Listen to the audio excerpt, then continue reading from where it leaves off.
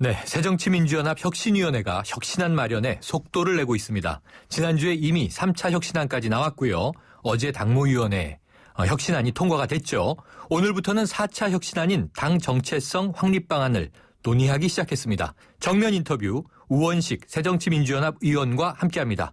우 의원님 안녕하세요. 네, 안녕하세요. 우원식입니다. 네, 의원님께서도요. 혁신위원으로 활동하고 계시죠? 네, 그렇습니다. 네, 오늘도 혁신안에 대한 논의가 있었다고 하는데요. 네, 오전에 계속했죠. 네, 이 새정치민주연합의 혁신 속도를 내고 있는 건가요?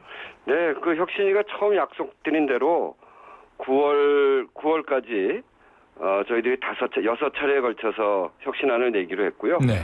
그래서 그 내용을 알차게 꾸리면서 약속했던 실천을 지키기 위해서 제속도로 가고 있는 중입니다. 네. 그러면 오늘은 당 정체성 확립 방안 논의 소식이 전해졌는데요. 네. 어떤 이야기들이 나왔습니까?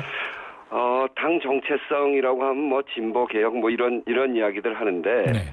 저희는 이제 그런 것보다는 국민들의 실생활, 지금 국민들의 삶이 거의 이제 도탄에 빠져 있는 상태거든요. 네. 비정규직, 뭐 자영업을 비롯해서 중소기업까지 이 재벌 대기업 기득권을 갖고 있는 사람을 제외한 거의 모든 국민들이 아주 경제적으로 어려움에 처해 있습니다. 네.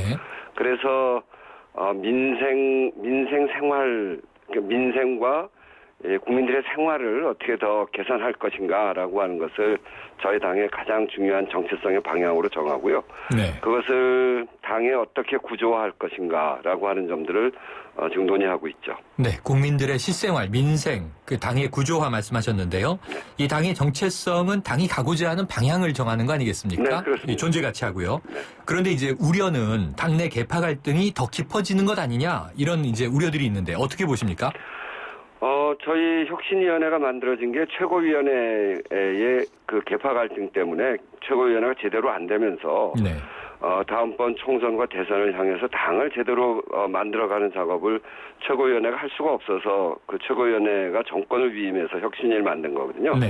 혁신위가 어제도 저희가 당무위원회를 열어서 사무총장제 폐지하고 당원 소환제 이렇게 당장 실천할 수 있는 몇 가지를 제안을 했고요. 당무위원회에서 당헌 부분은 한두 표가 반대가 있었고 나머지는 거의 찬성을 했고요. 네. 당규 부분은 전원 찬성을 해서 오히려 그 언론에서는 굉장히 갈등이 있는 것처럼 많이 그려졌었는데 당 내부는 혁신위원회가 제출하고 있는 것을 되게 수용하고 그리고 당이 이렇게 단결하는 그런 분위기로 가야 된다 이런 생각들을 갖고 있어서 큰 문제 없이 가고 있습니다. 네, 큰 문제 없다 말씀 주셨는데요. 조금 전에도 말씀을 짚어주신 대로 지금 계파 갈등의 온상으로 최고위원회가 지목되고 있지 않았습니까? 네. 그래서 이제 폐지라는 방안도 나오지 않았습니까? 네. 그런데 이제 당무위원회에 상정되지 못했잖아요. 그 이유는 어떻게 아니고요. 보세요? 네네. 상정하지 못한 게 아니라 네. 혁신위가 최고위원제 폐지를 혁신안으로 결정을 했죠. 그리고 새로운 형태의 당의 지도 체제를 만들어야 되지 않습니까? 네. 그렇게 만들려면 거기에 그 당헌과 당규를 거의 전면 개정할 정도로 큰 작업입니다. 네.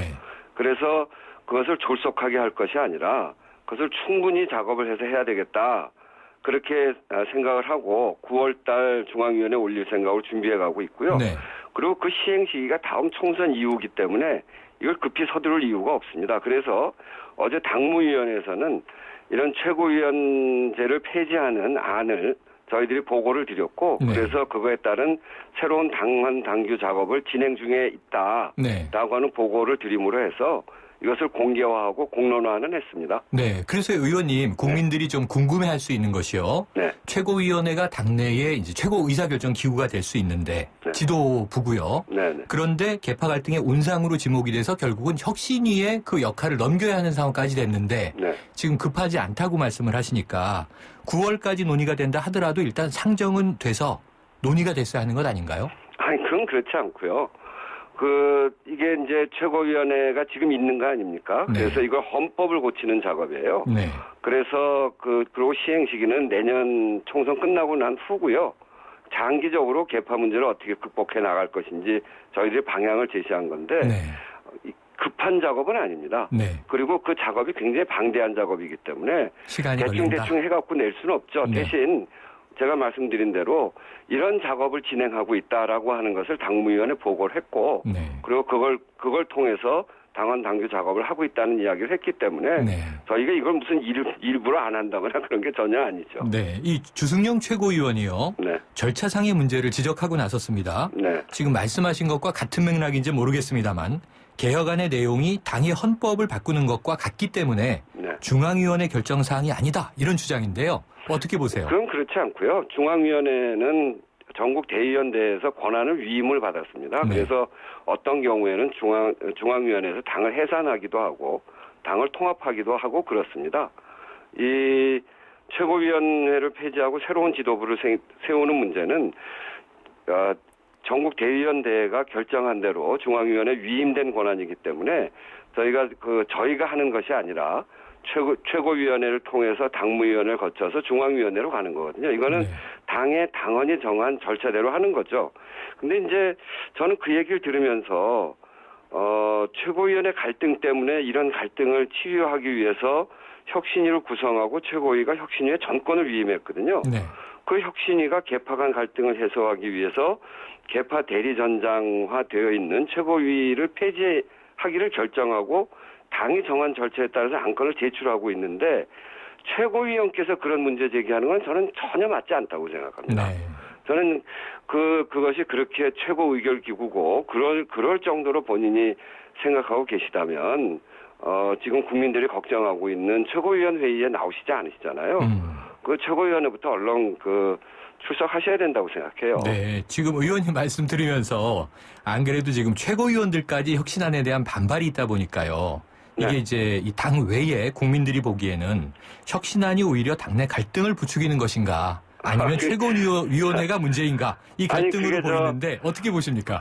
어제 당무위 제가 설명을 했고 네. 거기에서 찬성 29명, 반대 2명, 기권 2명 네. 이렇게 당원에 그랬거든요. 거기에 나와 계신 최고위원들이 다 찬성을 했고요. 이종걸 원내대표도 찬성을 했고 그런데 왜 자꾸 최고위원들이 반발한다고 그러세요? 네. 전혀 그렇지 않습니다. 혁신위원회가 결정하고 있는 여러 가지 안들 중에서 이견이 있을 수 있죠. 이게 한 가지 안이 아니고 여러 네. 가지 안이기 때문에 사람들이 본인의 경험과 또 본인의 입장에 따라서 한두 가지에 대해서 문제 제기를 하고 나머지 다른 부분에 대해서는 괜찮다 이렇게 생각하는데 언론에서는 괜찮다고 지목하는 거에 대해서는 전혀 이야기하지 않고 한두 가지 좀 이견이 있는 거 아주 큰 갈등이 있는 것처럼 이야기하고 있어서 국민들이 혼선이 좀 있습니다. 네.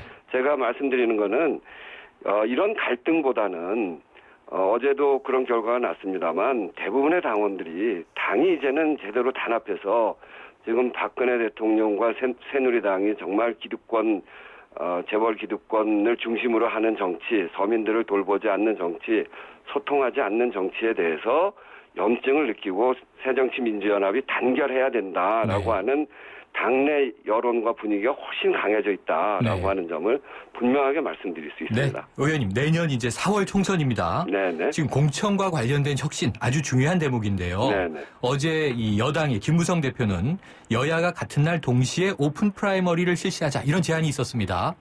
지금 야당은 이제 검토할 수 있다 이런 입장이었는데 이 대목 어떻게 보십니까? 네, 그 오픈 프라이머리 도입에 대해서는 저희 새정치연합이 과거에 이미 도입을 하고 있는 제도고요. 네.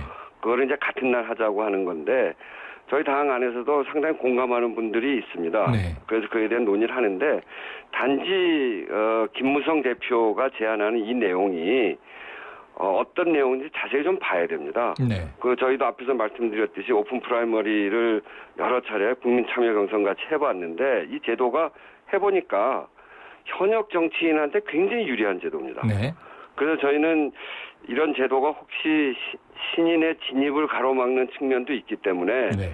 신인의 진입을 가로막지 않는 그런 방안들을 잘 찾아가면서 이런 국민 참여 경선, 오픈 프라이머리 이렇게 제도를 잘 설계해야 된다고 생각하는데 네. 그런 점에서 김무성 대표가 그냥 오픈 프라이머리 이렇게 띄운 거는 그거는